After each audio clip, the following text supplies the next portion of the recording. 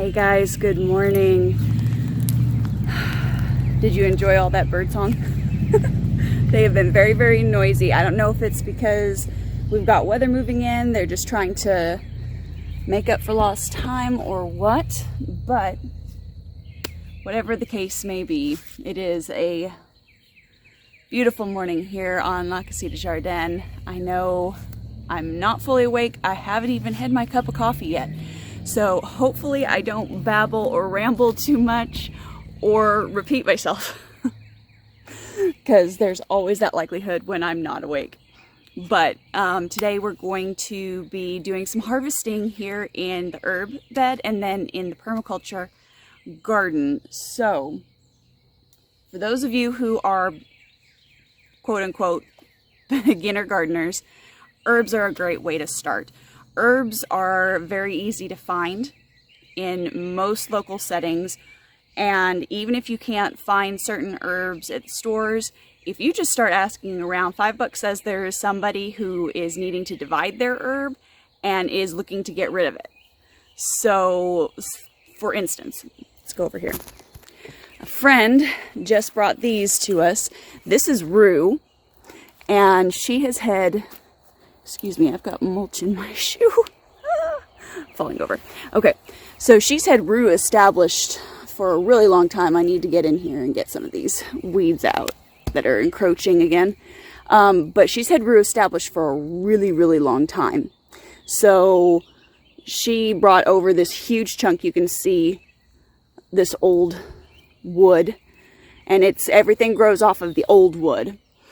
She also brought me a Russian comfrey. This is really good to use as a garden fertilizer. Really, really good to put in salves as well. Both of them like to take over space, so they're kind of similar to mint that way. Speaking of mints, you do want to be careful about putting those in your garden bed because they will bully other herbs if you're not careful. So just, I mean, you can put them in your garden bed, just be forewarned that they get really big. Because see this guy right here, that's a mint, and it's now in 2 holes. It's taken over, it was only in 1, and it's taken over 2 holes, and it's creeping out. Unfortunately, I'm okay with invasive plants. I know it's a bad habit to like invasive plants, but I do. Let me give you some good basic herbs that tend to overwinter well. That would make them kind of a one-time purchase, and if you put them in a garden plot or in a bed situation, they will tend to expand, and you will be able to divide them out and either give them away to family and or put them in another spot in your herb or garden somewhere else. So I would say chive, that's an easy one to overwinter. Oregano, fairly easy to overwinter as well. Thyme, you can overwinter very easily. Oh, sage is one that you can overwinter as well. Rosemary is one that is supposed to overwinter well. However, if you are in the south, you might have a little bit more difficulty with that because it's kind of like lavender. They like a little bit of moisture, but they don't like to be too wet. And with our climate just being more humid, sometimes finding the right balance for the rosemary and lavender can be a little bit of a challenge. But if you guys are interested in learning about rosemary and lavender, I can do that on a separate video. But once you do get those established, they are a good one to overwinter. Now, there are other herbs that are more seasonal, things like basil. That's obviously a really warm weather herb. Cilantro tends to be a cool weather herb, so you want to plant that in the spring. Usually, as soon as it gets really warm, at least for us in our climate, it begins to bolt.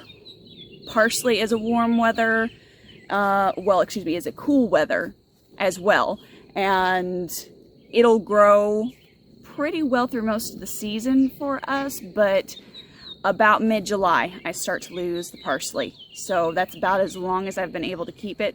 Same with the dill plant.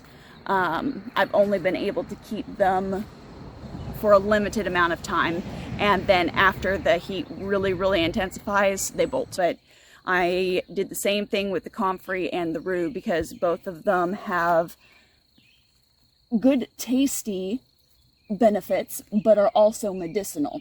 So when you're planting your herb garden, that may be something that you want to take into account as well.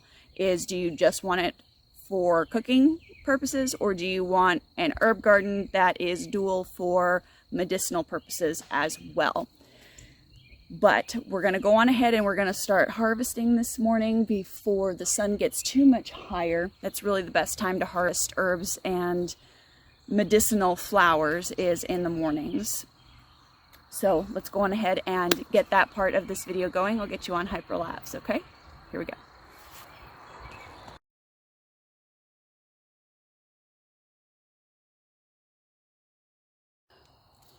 Okay, so I'm going to stop the hyperlapse for a moment and give you a little bit of information here. One of the things that I hear a lot when it comes to herbs is people are afraid of over harvesting them. Ooh. Basically, I have to get into the right position here. I'm now going for the sage. Oh my gosh, that smells so good. Anyway, so I hear quite frequently that people are usually pretty nervous about harvesting their herbs, and they're afraid of over harvesting. Now, it is possible to over harvest any plant. However, that being said, it is very hard to over harvest on herbs, because once you do start going out and plucking off of them, even if you just get into your herb garden and pull off a couple leaves, you should notice in a couple of days that things have expanded themselves, bushed out even. And that's one of the things that you do want to do in early spring, is you do want to be coming out here and just nipping the top off. So like this sage, let me show you. I just pulled off some teeny tiny leaves here. Just nipped them off. That's all there really is to it. Don't overthink it. Obviously, when they're really young, you don't want to take them down by half. Now, this guy right here, I could take this literally down to the brick and it would come right back in a matter of a week. It would start just coming right back and it wouldn't be a problem at all. But this one is a little bit more established in comparison to, say, these sages. These are brand new this year. We're hoping to get them established for overwintering, having given them more space. But there's still some new growth in here, things that I can go in and chop off and begin putting into my herb salts and into our herb reserve, I guess you could say. Because we do like to use herbs when we cook. So what we cook with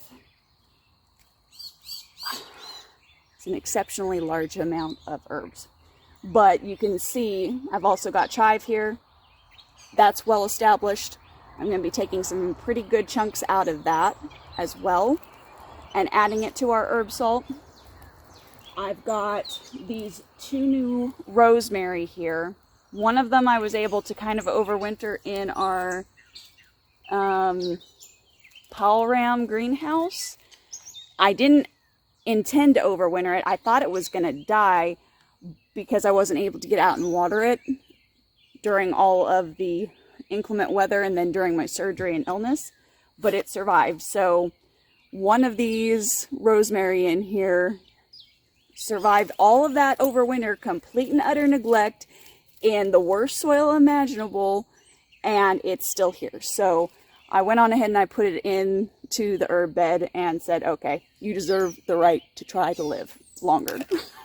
But don't be afraid to go in and cut on your herbs. It's actually going to help stimulate more growth.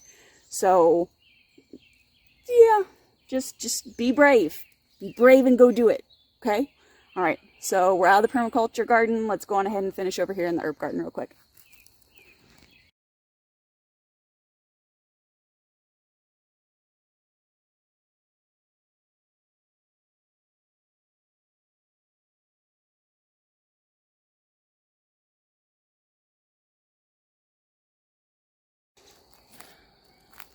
Okay guys, and that's all I've got for you today.